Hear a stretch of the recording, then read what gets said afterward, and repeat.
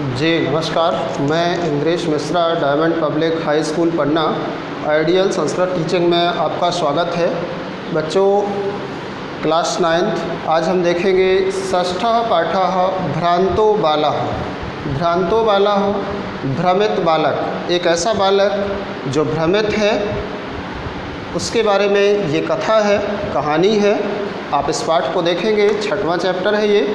तो देखते हैं इस पाठ के हिंदी अनुवाद को आज। षष्ठः पाठः भ्रांतो बालः, भ्रमित बालक। प्रस्तुतो अयं पाठः संस्कृत प्रौढ़ पाठावली इति कथा ग्रंथात् संपादनं कृत्वा संगृहीतो अस्ति। प्रस्तुत ये पाठ संस्कृत प्रौढ़ पाठावली नामक कथा संग्रह से संपादन करके संग्रहित है। अस्यां कथायाम् एकः तादृशः बालः चित्रितो अस्ति। इस कहानी में एक ऐसे बालक का चित्रण है, यस्य रुचिः स्व अध्ययन अपेक्षा क्रीडने अधिका भवति, जिसकी रुचि खेलने की, पढ़ने की अपेक्षा खेलने में अधिक होती है। इस कहानी में एक ऐसे बालक का चित्रण है जिसकी रुचि पढ़ने की अपेक्षा खेलने में अधिक होती है। सह सर्वदा क्रीडन अर्थमेव अभिलषति, वह हमेशा खेलने की ही इच्छा करता है। परम च तस्य सखायः स्वस्य कर्मणि संलग्नाः भवन्ति, किंतु उसके सभी मित्र अपने अपने कार्य में व्यस्त होते हैं। अस्मात् कारणान् ते अनेन सह न क्रीडन्ति, इस कारण से वे उसके साथ नहीं खेलते। अतः एकाकी सह नैराश्यं प्राप्य विचिन्तयति यत् स एव रिक्तः सन् इतस्ततः भ्रमति, इसलिए वह अकेला ही दुखी होकर के सोचता है कि वह ही अकेला खाली इधर उधर घूमता है। कालांतरे बोधो भवति, समय आने पर उसे ज्ञान होता है कि यत् सर्वे अपि स्व कार्यं कुर्वतः सन्ति, कि सभी अपना अपना कार्य करते हैं। अतो मया अपि तदेव कर्तव्यम येन मम कालः सार्थकः स्यात्, तब मुझे भी अपना कार्य करना चाहिए और अपने कार्य को करके अपने समय को सार्थक करना चाहिए। ये इस कहानी का सारांश है संक्षिप्त में। आगे इस कहानी को देखते हैं। भ्रांतः कश्चन बालः पाठशाला आगमन वेलायां क्रीडितुम् अगच्छत्। कोई भ्रमित बालक पाठशाला जाने के समय, कोई भ्रमित बालक पाठशाला जाने के समय खेलने के लिए चला गया। किंतु तेन सह केलभिः कालं क्षेप्तुं तदा कोऽपि न वश्यस्येषु उपलभ्यमान आसीत्। किंतु उसके साथ खेलने के लिए उसका कोई भी मित्र उपलब्ध नहीं था। किंतु उस बालक के साथ खेलने के लिए उसका कोई भी सहपाठी नहीं था। यतः ते सर्वे अपि पूर्वदिन पाठान स्मृत्वा विद्यालय गमनाय त्वरमाणाः अभवन्, क्योंकि वे सभी पूर्व दिन दिए गए पाठ को याद करके विद्यालय जाने की शीघ्रता में थे। कोई भी बालक उसके साथ खेलने के लिए इसलिए उपलब्ध नहीं था क्योंकि सभी बालक एक दिन पहले दिए गए पाठ को याद करके विद्यालय जाने की जल्दी में थे। तंद्रालुः बालः लज्जया तेषां दृष्टिं पथम अपि परिहरन् एकाकी किमपि उद्यानं प्राविशत्। आलसी वो बालक लज्जा से, आलसी वह बालक लज्जावश उनको जाते हुए देख करके अकेला ही एक उद्यान में खेलने के लिए प्रवेश कर गया। सह अचिंत्यत, वह सोचता है, विरमन्तु एते वराकाः पुस्तकदासाः, रहने दो इन पुस्तक के गुलामों को। जब कोई बच्चा उसके साथ नहीं जाता तो वो कहता है, रहने दो इन पुस्तक के गुलामों को। अहम तो आत्मानां विनोदस्यामि, मैं अकेला ही मनोरंजन करूँगा, मैं अकेला ही खेलूँगा। सम्प्रति विद्यालयं गत्वा भूयः क्रुद्धस्य उपाध्यायस्य मुखं द्रष्टुं नैव इच्छामि। अब मैं विद्यालय जा कर के क्रोधित आचार्य का मुख देखना नहीं चाहता। उसने मन सोचा कि अब मैं विद्यालय जा कर के क्रोधित उपाध्याय अर्थात अपने शिक्षक का मुख नहीं देखना चाहता। एते निष्कुटवासिनः प्राणिनः एवं मम वयस्याः सन्तु इति, ये वृक्ष की कोटर में रहने वाले प्राणी ही अब मेरे मित्र होंगे। अथ सः पुष्पोद्यानं व्रजन्तं मधुकरं दृष्ट्वा तं क्रीडितुं त्रिवारम् आहवत्। इस प्रकार से वह बगीचे में घूमते हुए एक भौरे को देख करके 2-3 बार बुलाता है। पुष्पोद्यान में वह बालक खेलने के लिए प्रवेश कर गया और वहाँ उसने एक भौरे को देखा। उस भौरे को उसने 2-3 बार बुलाया। तथापि सह मधुकरः अस्य बालस्य आह्वानं तिरस्कृतवान्। उस भौरे ने भी उस बालक के बुलाने का तिरस्कार किया, अर्थात उस बालक के बुलाने पर ध्यान नहीं दिया। ततो भूयो भूया हठम आचरति, लेकिन वह बालक उसे बार बार जब बुलाता है, सह मधुकरा अगायत, तो वह भौरा कहता है वयम ही मधु संग्रह व्यग्र इति, मैं मीठे फूलों के रस को इकट्ठा करने में व्यस्त हूँ, मैं खाली नहीं हूँ, मैं फलों के फूलों के मीठे रस को इकट्ठा करने में व्यस्त हूँ।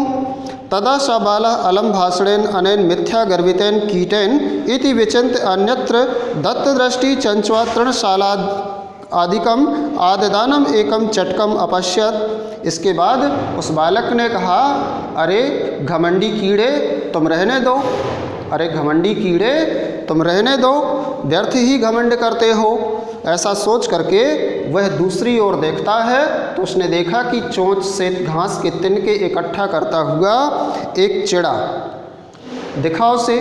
उस बालक ने जब दूसरी ओर देखा कि अब कोई और देखूं खेलने के लिए साथ में, तो उसने क्या देखा, एक तरफ एक चिड़ा घास के तिनके चोंच में दबा करके लिए जा रहा था। अवदच्चा, और वह बालक बोला उससे, आई चटक पोत, अरे चिड़िया के बच्चे, मानुषस्य मम मित्रम भविष्यसि, तुम मुझ मनुष्य के मित्र बनोगे, तुम मुझ मनुष्य के मित्र बनोगे। यही क्रीडावः, आओ दोनों खेलते हैं। एतत् शुक्रम तृणम त्यज स्वादूनि भक्षक वलानि ते दास्यामि, ये घास का तिनका छोड़ो, मैं तुम्हें खाने के लिए स्वादिष्ट कौर दूंगा, अर्थात स्वादिष्ट भोजन दूंगा।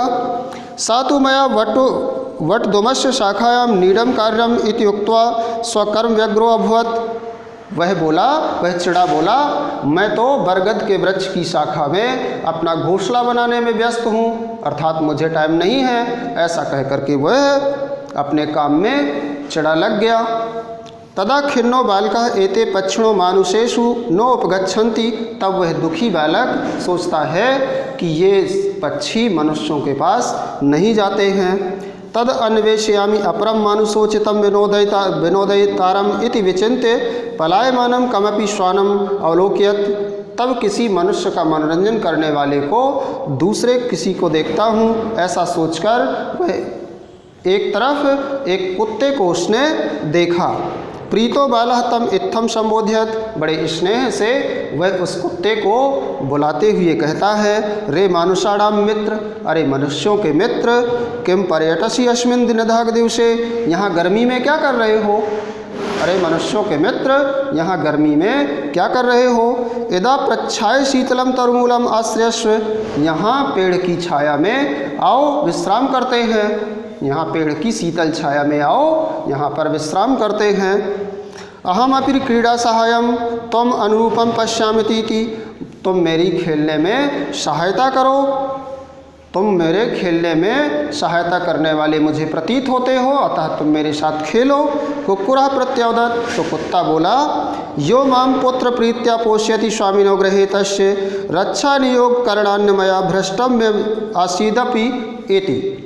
उस कुत्ते ने कहा, जिस स्वामी ने मुझे अपने घर में पुत्र की भांति स्नेह से पाल पोस के रखा है, जिस स्वामी ने मुझे अपने घर में पुत्रवत स्नेह से पाल के रखा है, उसकी रक्षा करने में मैं व्यस्त हूँ, मेरे पास समय नहीं है खेलने के लिए। सर्वैः एव निषिद्धः सा बालो भग्न मनोर्थः सन, इस प्रकार सबके द्वारा मना किए जाने पर उस बालक की इच्छा टूट गई। सब ने जब उस बालक के साथ खेलने को मना कर दिया, वह बालक बहुत निराश हुआ और निराश अवस्था में ही उस बालक ने सोचा, कथम अस्मिन् जगति प्रत्येकम सौ सौ कार्ये निमग्नो भवति, इस संसार में कैसे सब लोग अपने अपने कार्यों में लगे हुए हैं। न कोऽपि मामेव वृथा कालक्षेपम सहते, कोई भी मेरी तरह से व्यर्थ में समय व्यतीत नहीं करता। नम एतेभ्य, इन सभी को नमन है, जो अपने अपने कार्य में निरंतर लगे हैं, इन सबको मेरा नमन है। यह मैं तंद्रलुतायाम कुत्सा समापादिता, जो इन सब ने मेरी आलस्य को दूर कर दिया। इन सबको नमन है जिन्होंने मुझे सही रास्ता दिखाया, मेरी आलस्य को इन सब ने दूर कर दिया। अथ शौचितम अहम अपि करोमि, अब आज के बाद मैं भी अपने योग्य उचित कार्य करूँगा। इति विचार त्वरितम पाठशालाम अगच्छत, ऐसा सोचकर वह शीघ्र पाठशाला चला गया। ततः प्रभृति स विद्या व्यसनी भूत्वा महतीम वैदसी प्रथम संपदम च आलभत, और तब से वह निरंतर अपने अध्ययन कार्य में लगा रहने के कारण बहुत बड़ा विद्वान, संपत्तिवान और ख्याति को प्राप्त किया। इस प्रकार से उस बालक को अनेक जीव जंतुओं और प्राणियों के माध्यम से अच्छी शिक्षा मिली। वह भ्रमित बालक सही रास्ते पर आया। इस कहानी का ये सारांश था। इस प्रकार से इस पाठ का हिंदी अनुवाद अगले दिन आपको इस पाठ का अभ्यास कार्य करवाया जाएगा। बच्चों, आइडियल संस्कृत टीचिंग चैनल को सब्सक्राइब करें, वीडियो को लाइक करें। कल मिलते हैं। आज के लिए इतना ही। धन्यवाद।